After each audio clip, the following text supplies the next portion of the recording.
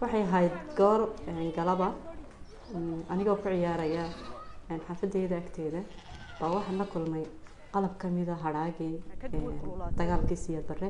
waxaan ku war helay iyadoo ila qarxday meeshuna halkaas baa markii aan waayay labadayda lugood isma lahayn rajo dambaa ku taala waayo wax kasta waan garaja dhigo xitaa isma lahayn dib baad u istaagi doontaa laakiinse waxaan u helay fursad inaan helo rehabilitation center aan ku helo lugo artificial waxaan helay fursad labaad oo ah inaan ka qayb galo shirkii mihnada adduunka ee ka dhacay waddanka Switzerland waxaan u helay fursad in la igu dhahdo halkan iska joog family-gaaga iyo dadkaagana lagu keeno waxaan dhaanay waddankayga igu celiya wax kale aniga kaas baa ii fiican iskuul aqalkayga agtiisii laga dhiso aan gaari karaa iskuulkay anoo joogaa la dhagax dhigay waxaana loo bixiyay magacayga inkastoo nahay qof labadiisa lixaad waayay haddana aniga ahaan iskuma arko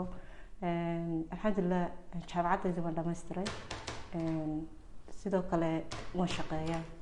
sidoo kale waxaan ahay hooyo haysata caruur marka aniga uma arkaba in maxay tahay ay caqabad jirto laakiinse waxaan u arkaa in maxay tahay qofka isaga caqabad lagu yahay waayo adiga wax kasta oo adiga ka gudbi lahayd waxba caqabad lagaaga dhigay